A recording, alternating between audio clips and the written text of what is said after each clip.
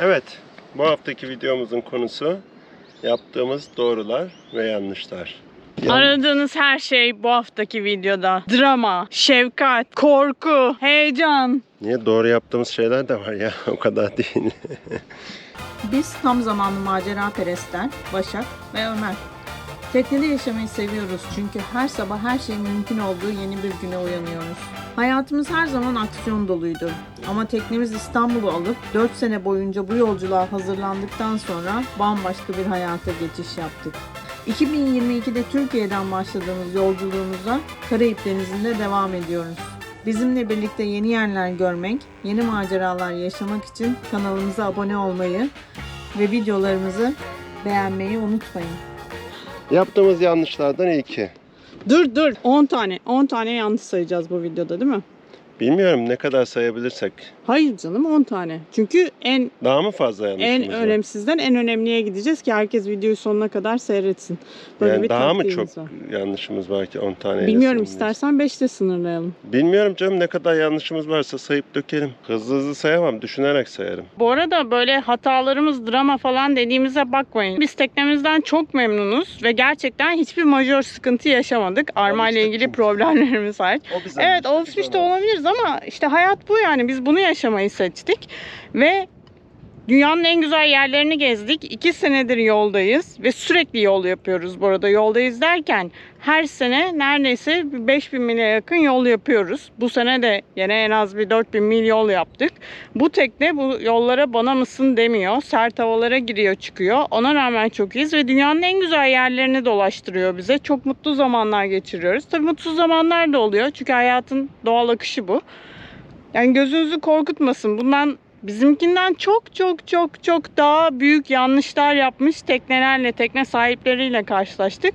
Ve onlar da bizim bu yaşadığımız keyfi sonuna kadar yaşıyorlardı. Dingi. Yumuşak taban bir dingi. Yani herhalde 2007'de almışlar bunu. İlk Atlantik geçişi sırasında teknemizin eski sahipleri. Avan olması bizi kurtarıyor. Çünkü hakikaten hype olan bir dingi. Yola çıktığımızdan beri her şey şöyle oluyor. Hadi bilmem nereye gidelim. Bizim dingiyle o kadar gidilmez. Bizim dinginin altı işte fiber taban değil, hızlı gitmez. Bizim dingi bu rüzgarda gitmez. Yani bunun en çok acısını Martinik'te yaşadık. Senen Koyun'dan Le Marine'e 2 mil kadar yol. Kafadan rüzgar ve dalgayla fiber tabanlı dingiler giderken biz bir kere gittik. Boyumuzun ölçüsünü aldık. Ayrıca 6 beygir motorumuz var. Yani şöyle bir 9-10 beygir olsa iyi olurmuş. Yok, hayır. Olurmuş. 9-10 beygir olsa iyi olur. Ama tabii bizim bir de şöyle bir sıkıntımız var. 2.40 bir fiber tabanlı dingimize 6 beygir motor yeter. Bu 2.85. Zaten buraya da sığdıramıyoruz. Ya peki sen niye bir matofora yaptırmadın bu tekneye? Bu teknede matofora vardı. Estetik derisi bir kaptanımız var bizim. Söktü attı onu. Tamamen yalan. Estetikle konunun alakası yok. İnanılmaz büyük bir motoforamız vardı. Rüzgar dümeninin katlanmış halinin üstünde botun durduğunu düşünün. Onun üzerinde motofora, onun üzerinde de sert güneş panellerinin durduğunu düşünün. Biz zaten 12 metre 40 feet bir tekneyiz. Sert havaya girdiğimizde o motoforanın üzerinde bu bot nasıl sallanacaktı? Ve çok tehlikeliydi bence. Onun için ben motoforayı kullanmak istemedim. Çok nadir pişmanlık hissettiğim zamanlar oluyor ama gerçekten çok nadir pişmanlık hissediyorum. Onun dışında motoforayı söktüğüm için mutluyum. Hata 2. Galvaniz bir zincirimiz var. Krom ultra bir çapamız var. Galvanize gönderiyoruz. Ama galvanizci bulamıyorsunuz. Türkiye'den çıktıktan sonra. Ya da bulduğunuz galvanizci Türkiye'den alabileceğiniz yeni galvaniz zincirin fiyatını istiyor sizden. Krom çapayla galvaniz zincirimizin birleştiği yerden 2-3 bakla sürekli paslanıyor. Onu jetle kesip 2-3 baklayı tekrar bağlıyoruz. Yani krom zincir çok iyi bir seçim olur Türkiye'den çıkarken. Evet. Hata 3. Soft güneş panelleri. Şurada 2 tane koridor var. Yelkeni toparlamaya, fermuarını çekmeye çıktığımız zaman Oralara basıp kompanyenliği de kapatıp üzerine basıp gayet güzel yelkenimizi toparlayıp fermuarını çekebiliriz. Başka da bir işimiz yok burada. Ama üzerine basmamız lazım. Üzerine basabilmemiz lazım. Bizim şeyimiz yok. Roll barımız yok. Güneş paneli koyacak yerimiz yok diye bu soft panellerle hani idare ediyorlar. Haklarını yemeyeyim ama burada hard 3 tane 400'lük panelimiz olsaydı 10 numara güneş enerjisi olurdu yani. Evet, yanlış yaptığımız şeylerden biri de gereksiz şeyleri taşımak. Gereksiz şeyler derken Akdeniz'den çıktıktan sonra fazla marineye girmiyorsunuz. Biz Akdeniz'de de fazla marineye girmedik. Hatta Akdeniz'de hiç girmedik herhalde. Girmedik. Almerimar'a girdik sadece. Almerimar'da başladık yine. Sonra Gibraltar'da girdik. Bizim şurada bir pasarellamız var. İnanır mısınız hiç kullanmadık daha. Şurada kıştan kara halatımız var. Şurada kıştan kara halatımız var. İnanır mısınız hiç kullanmadık. Şu 2 senedir onlar güneşin altında, tuzlu suyun etkisinde çöp olmuşlardır artık. Webasto da bunların içine giriyor. Webasto'muzu söktük. Parç tahtasının altına koyduk güzelce. Poşete koyup ama umuyoruz hiçbir şey olmamıştır. Webasto'nun hortumları var. Webasto'nun elektrik tesisatı var. Her şeyi söküp Türkiye'de bırakın. Çünkü klasik dünya turunda Webasto kullanılmıyor. O da bir fazlalık.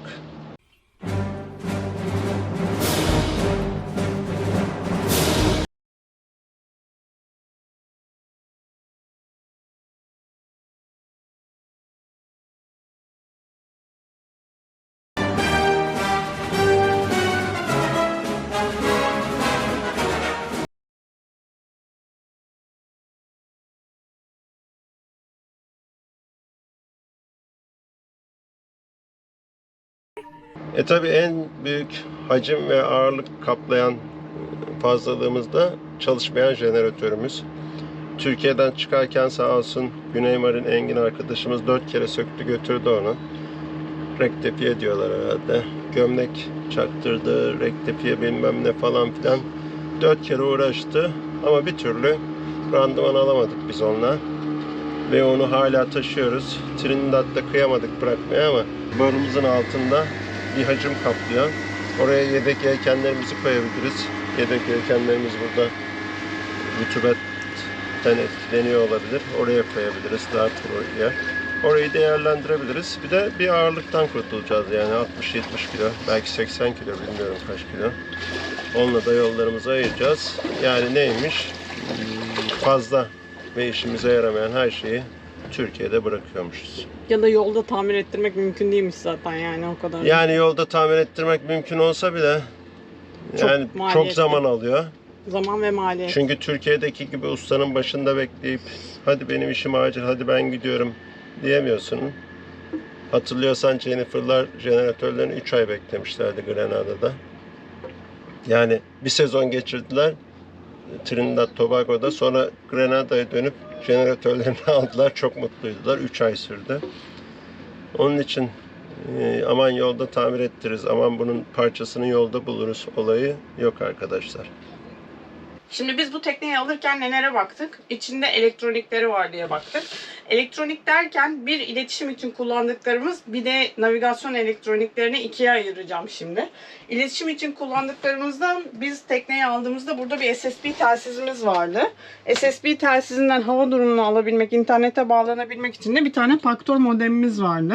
Biz zaten bu SSB'nin nasıl çalışacağını öğreninceye kadar iş işten geçti. SSB'lerin modası geçti ve biz ne yaptık? Uydu telefonu alıyorsunuz, yükselticiye bağlayıp çok limitli, yani kilobaytlar limitinde datayı indirebiliyorsunuz.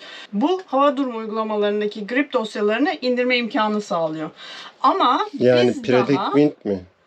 PredictWind ya da Windy gibi uygulama. Biz PredictWind kullanıyoruz. PredictWind'in offshore uygulaması var. Offshore uygulamasında çok küçük dosya boyutundaki grip dosyalarını indirebiliyorsunuz. Ve biz daha Akdeniz'i geçmeden PredictWind kendi Iridium Go cihazlarını çok daha fazla geliştirdi ve çok daha uygun fiyatlarla satmaya başladı. Bu da bir Iridium uydu telefonu.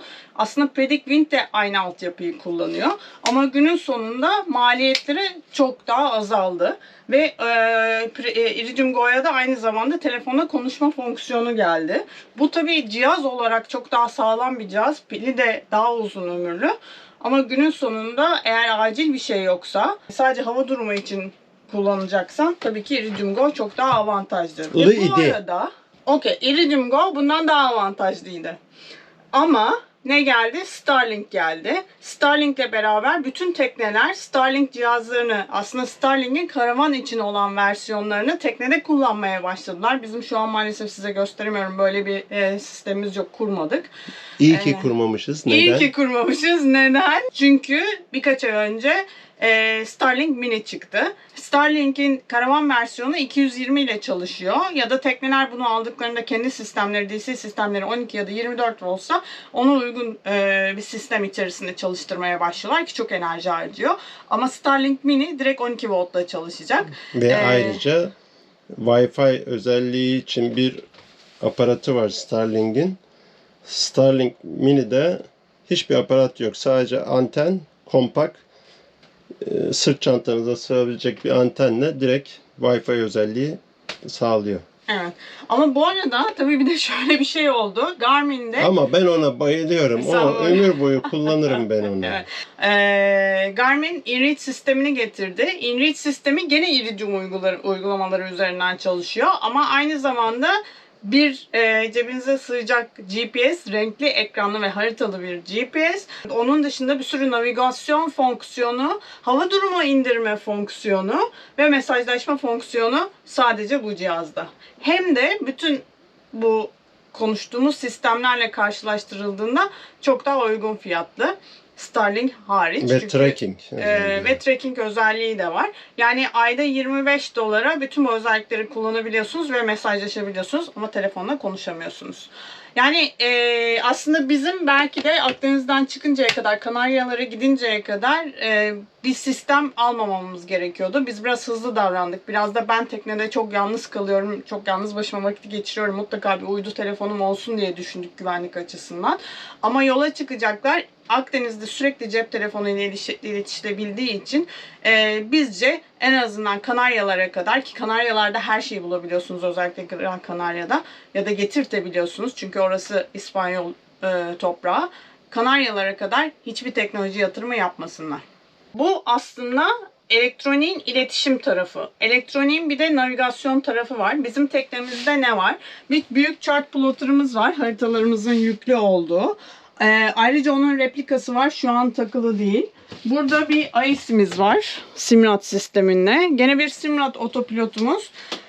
Rüzgar, derinlik, hız enstrümanlarımız. Şurada panelden görebiliriz. Ve radarımız var. Bunların arasında en işlevsel olan AIS cihazı. Çünkü diğer tekneleri görebiliyoruz, gemileri görebiliyoruz. Onlar da bizi görebiliyorlar. Bu gerçekten güvenlik açısından çok büyük bir avantaj. Ama onun dışında zaten chart plotter'ların içerisindeki temel harita sistemi Navionics şu an bütün cihazlarda, telefonlarda da kullanılabiliyor. Kaldı ki zaten Navionics'te haritalar uygulamada sürekli güncellendiği için biz de aslında chart plotter'daki haritalara değil, Navionics haritalarına güveniyoruz. Ve bütün bu sistem biz tekneyi aldığımızda teknede kuruluydu. Ama zaten 2007 yılında kurulmuştu. Biz tekneyi aldığımızda bu sistem 11 senelikti. Ve şu an geldiğimiz 2024 yılında sistem artık çok eski ve bildiğiniz gibi ya da bilmiyorsanız otopilotumuz bozuldu. Şimdi otopilotumuzu tamir ettirmek ya da o otopilota ait parçayı bulmak mümkün değil. Otopilotun ekranı su aldı. Aslında sistemin geri kalanı çalışıyor ama ekran çalışmadığı için sistemi kontrol edemiyoruz. Yeni bir otopilot almaya karar verdiğimiz noktada da büyük bir ihtimalle bu sistemle konuşmadığı için çok büyük bir sıkıntı yaşayacağız. Aslında bu tekneyi alırken örnek veriyorum. Teknenin değerinin işte $5.000 elektroniklerse aslında onları hiç saymamanız lazım. Çünkü zaten çok eskiydiler. Biz yola çıkıncaya kadar daha da eskiydiler. Yolda daha da eskiydiler. Bir de üstüne üstlük zaten yaşları 5 seneyi geçtiği için sigorta bunları karşılamıyor. Yani yarın öbür gün bunların başına bir şey gelirse sigorta diyecek ki sizin elektronikleriniz zaten 5 seneden yaşlı. Dolayısıyla bir hasarı da karşılamayız. Onun yerine alacağınız teknede gerçekten hiç elektronik yokmuş gibi düşünüp o günün gereklilikleri ve teknolojileri doğrultusunda uygun bir elektroniği almak en mantıklısı olacaktır.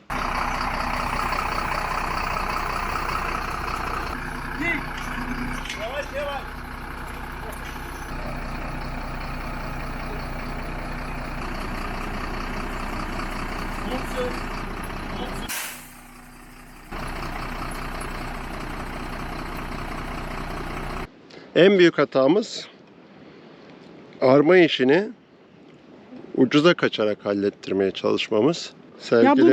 Bu bizim hayat hatamız değil bence ya. Yok, sevgili ustamızın da etkisi var.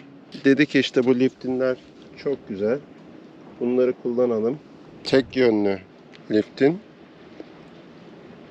Yani normalde liftinler şu şekilde oluyor. Şöyle aradaki şeyi sıkıyorsun. Bunlar gidip geliyor arada. Bizimki tek yönlü. Biz armayı tamamen yenileyip çıktığımızı zannediyorduk Türkiye'den. Ama hem de hiç kontrol etmeden geliyorduk. Yeni bir armamız var diye.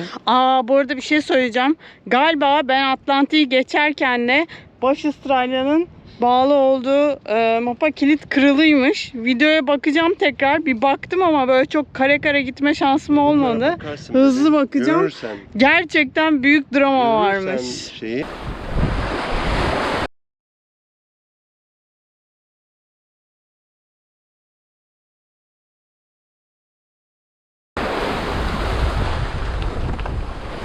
Trinidad'a geldiğimizde armacı çağırdık. Niye çağırdık? Bizim ana yelkenimiz düşmüyordu. Oradaki makarada bir sorunumuz vardı. Adam makaraya bakmak için geldi. Armayı da bir kontrol ederim demişti sağ olsun.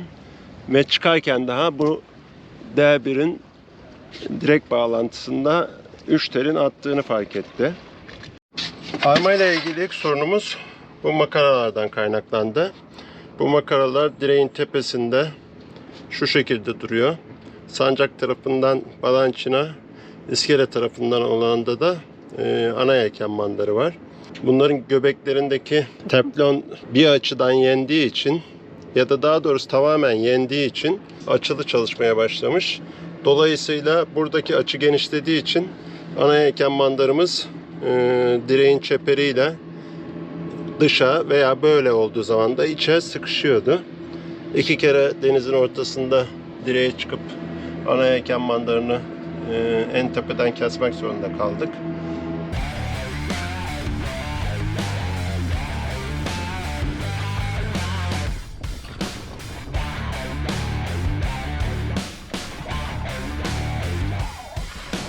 Korkunç burası.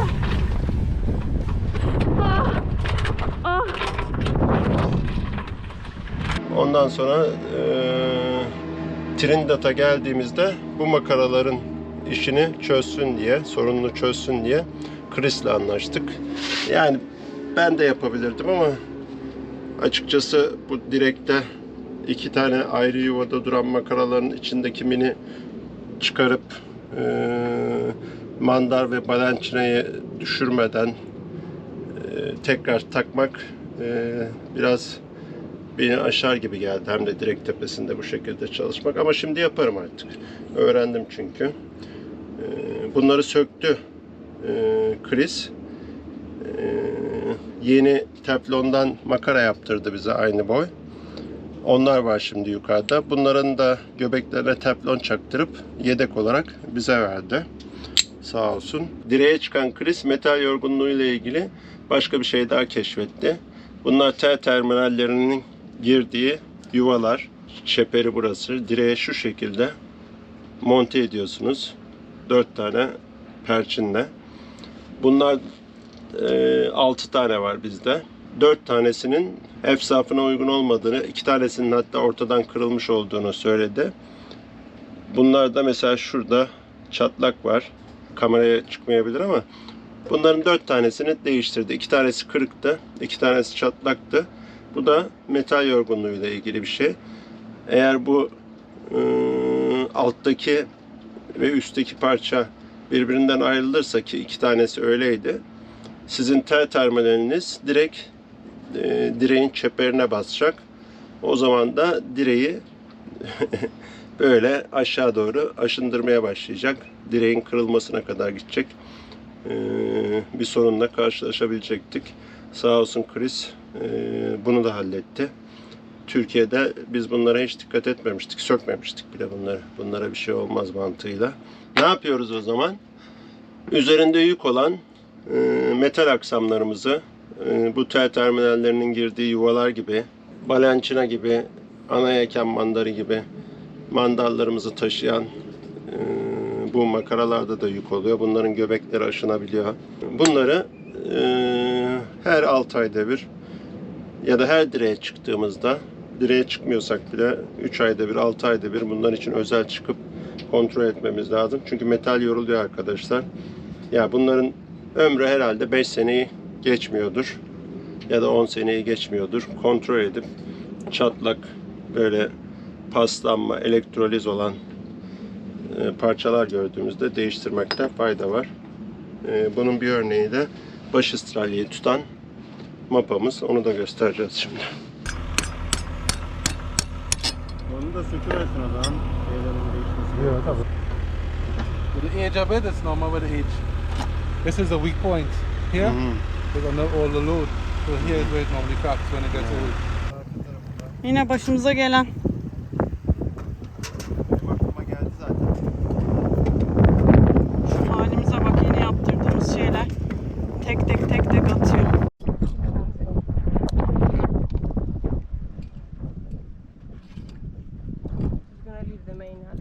Kritik durum burada gerçekleşti.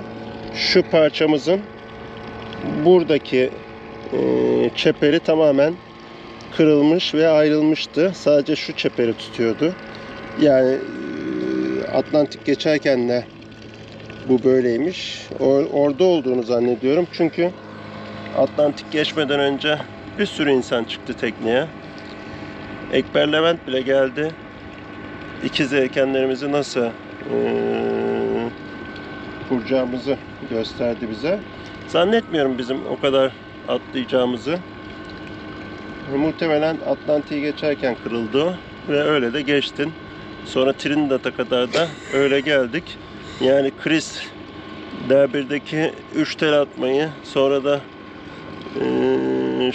makaraları değiştirirken, sağı solu kontrol ederken ben de buraları kontrol edeyim dedim. Ben buldum onu. Evet, orada da hakikaten Allah korumuş bizi. Evet, bunu ben yaptım dediğim, benim hatam dediğim tek şey Ömer Öcal bu.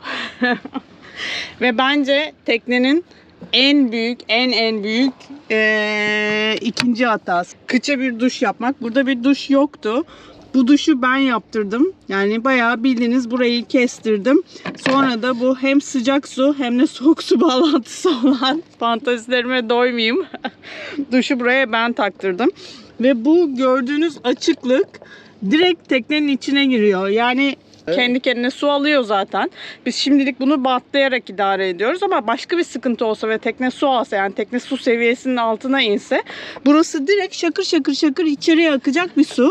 Yani gerçekten bu açık yol tecrübesizliğinin böyle yüzümüze vuran bir göstergesi. Evet. En büyük hatamız. Yani kesinlikle bir bu, bir de Çok aynı bu şekilde teknede çok delik olması. su girişi olması. Su girişi ve su çıkışı. Nelerimiz var? Ama öyle mi? hiçbirini biz açtırmadık ya. Yani Tamam. bizde 11 tane zannediyorum. 11 Webastone'un egzozu 12, jeneratörün egzozu 13 tane şeyimiz var. Giriş çıkışımız var. Evet, egzoz suda. Şuradan akıyor arkadaşlar. Egzozda. ama bizde 13 tane var şu anda. Bu da çok büyük bir problem. Ama Büyük bunu risk. artık Türkiye'ye dönünce teknemizi bir daha komple kazıdığımız zaman. Ha bu arada bir de 2 tane hız ve derinlik göstergesi için var. 2 tane de yedekleri vardı. Onlara tapa yaptık. Teflondan tapa yaptık. Sağ olsun Bodrum Tornası Ali abi yaptı onları. Ya onları da kör tıpa yaptık. Şimdi jeneratörün egzozunu da ve Webasto'nun egzozunu da öyle yapacağım. Çünkü o egzozlar krom. Bizim teknemiz saç galvaniz. Hem hiç kullanmıyoruz hem de elektrolize neden oluyorlar. Bulundukları yerdeki sacımızı yiyorlar. Pas yapıyor o da. Onun için şimdi karaya çıktığımızda jeneratörün egzozuyla Webasto'nun egzozuna kör tıpa yaptıracağım. Gel yanıma gel. Evet. Ne oldu, tipin kaymış senin yine. Ne bileyim ya bu popomun ağrısı zehirledi mi beni, ne yaptı? Demire çarptın. Neyse, bence asıl en büyük hatayı tekne seçimindeki bakış açımızda yaptık diyorum. Her zaman söylüyoruz. Teknemizden şikayetçi değiliz. Teknemizden çok memnunuz. Özellikle yelken performansından ve stabilitesinden çok memnunuz. Ama yani bu yolculuğa çıkacağımız tekneyi almayı düşünürken ki bakış açımız yanlıştı. Neydi bakış açımız? Yani tekne yola hazır gibi gelmişti bize. Yani tekneyi bulduğumuz zaman Atlantik'i geçmiş gelmiş bir tekneydi. Elektronikleri vardı. SSB telsizi vardı. 5 yılı geçen elektronikleri yok farz etmek lazımmış. 10 yılı geçen armayı da yenilemek gerektiğinin farkında olmak lazımmış. Mekanik şeyler, rüzgar dümeni gibi. Rüzgar dümeni işe yarıyor. Bir de yelkenler baş olabilir. pervane işe yarıyor. Webasto işe yaradı. Yani bizim tavsiyemiz böyle uzun yol için tekne bakarken 5 yılı geçmiş elektronikleri yok farz etmeniz. Her ne kadar çalışıyorlarsa da değiştirmek zorunda olacağınızı düşünmeniz. 10 yılı geçmiş armayı da değiştirmek zorunda olduğunuzun bilincinde olmanız. Bizim alternatifimiz neydi bu tekneye bakarken? Ya bir en çok tane yaklaştığımız. 53 Gypsy görmüştüm ben. Ama o çok pahalıydı. 85.000 dolar istiyorlardı. Ve içinde hiçbir şey yoktu yani. Sıfırdan yapmamız gerekiyordu. 85.000 dolara alıp onu, zaten 85.000 dolarımız yoktu o zaman. Onu 85.000 dolara alıp bir 50-60.000 dolar da üzerine masraf yapacak durumumuz yoktu. Bir de 53 fit tekneyle yola çıkmak baştan büyük masrafları göze almak demek. Marina konaklamaları, ülke girişleri hepsi double oluyor. Yani 53 fit 2 kişi için çok fazlaydı zaten, onu düşünmedik. Yelkenleri bile yoktu onun doğru düzgün. Yani bu tekneden memnunuz da işte biraz daha pazarlık yapabilirmişiz. Biraz daha fiyatı indirebilirmişiz. Bir de benim o an fark etmediğim ama şu an çok rahatsızlık duyduğum kıç kameranın lümbozları var. Bizim kıç kameramız sancakta ve tekneye yattığı zaman, iskele kontra gidip de sancağa yattığı zaman resmen suyun içinde kalıyorlar.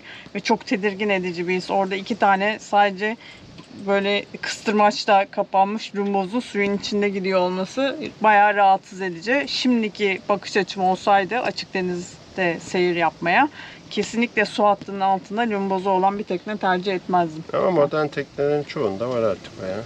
Ama açılır kapanır değil en azından. Sabitler yani. Hiç fark Bizimkiler bir de etmez ki. açılır kapanır. Açılır kapanır olmasıyla Evet. olmaması arasında darbeyi Bence biraz yerse. o da fark ediyor. Ama darbeyi yerse de kötü. Onun için kesinlikle tercih etmezdim. Evet.